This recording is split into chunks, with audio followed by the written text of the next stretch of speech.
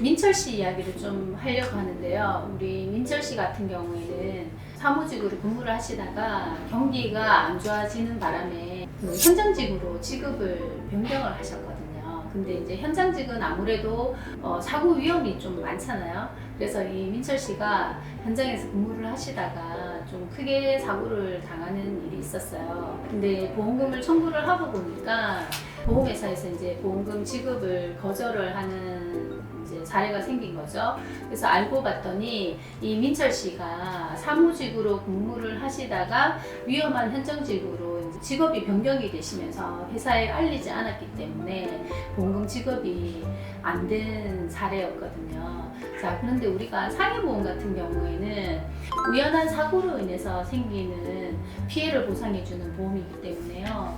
어떤 직업이나 하는 업무가 굉장히 중요하고, 그리고 업무나 직업에 따라서 위험도가 달라지기 때문에 그에 따라서 우리가 상해 위험 등급을 나눠 가지고 보험료를 산출하는 그런 구조로 되어 있거든요. 그래서 직업이나 업무가 변경이 됐을 경우에는 보험회사에 알려야 되는 고객으로서의 어떤 의무가 있습니다. 근데 민철 씨 같은 경우에는 그 사실을 몰랐던 거죠. 그래서 보험금 지급을 못 받게 된 사례인데요. 혹시 이제 오늘 이 방송을 보시는 분들 중에서 내가 직업이나 하시던 업무가 변경이 되신 분들은 유튜브 시청 끝까지 해주시고 참고하시면 좋으실 것 같아요. 자, 그러면 상해보험을 가입하신 분들 중에서 보험회사에 알려야 되시는 분들이 어떤 분들인지 제가 요목조목 짚어봐 드릴게요.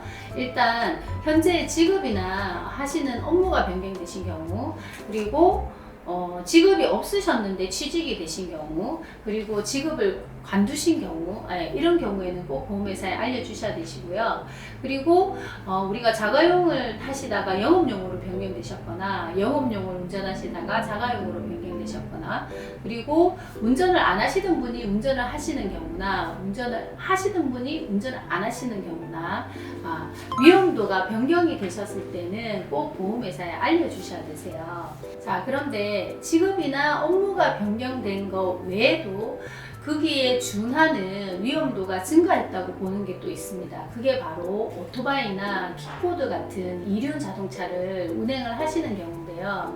이런 경우에는 위험도가 급격히 높아졌다고 판단을 하기 때문에 이 사실을 꼭 보험회사에 알려주셔야 되세요. 자, 그러면 보험회사에 알리면 어떻게 되냐? 상해보험 같은 경우에는 위험 직군에 따라서 그 위험 등급이 나눠진다고 말씀드렸잖아요. 그래서 위험 등급에 따라서 보험료가 차이가 있을 수가 있어요. 근데 직업이나 하는 업무가 변경이 돼서 알렸다고 해서 무조건 나쁜 건 아니고요. 내가 현장직에 근무를 하시다가 사무직으로 변경이 되셨을 경우에는 보험료가 줄어들어요. 그러면 그 줄어든 보험료만큼 보험회사에서 다시 돌려받으시면 되시고요. 그리고 위험도가 높아졌을 경우에는 반대로 보험료가 오르겠죠. 그러면 그 추가된 금액만큼 납부를 해주시면 되십니다.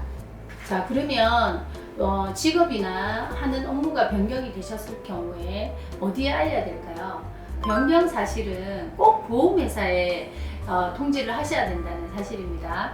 보험 설계사와 친하다고 해서 보험 설계사에게 뭐 변경되신 업무나 뭐 회사가 바뀌었다든지 이런 내용을 알리면 되는 게 아니라 꼭 보험회사에 통지를 하셔야 되시고요. 그리고 차후에 어떤 분쟁을 방지하기 위해서는 그런 변경되신 내용에 따른 변경된 증권을 꼭 받으셔서 보관하시는 것을 추천드리도록 하겠습니다. 자, 오늘 알려드린 내용은 대수롭지 않게 넘기실 내용이 아니고요. 우리 민철 씨처럼 어떤 사고가 났을 때 보상을 제대로 못 받는 일이 없도록 하시려면 고객님들의 그런 변경되신 내용을 꼭 보험회사에 알려서 보험회사로부터 보상을 받지 못하는 그런 불상사가 생기지 않도록 꼭 주의하시기를 당부드리면서 오늘 영상은 여기서 마치도록 하겠습니다.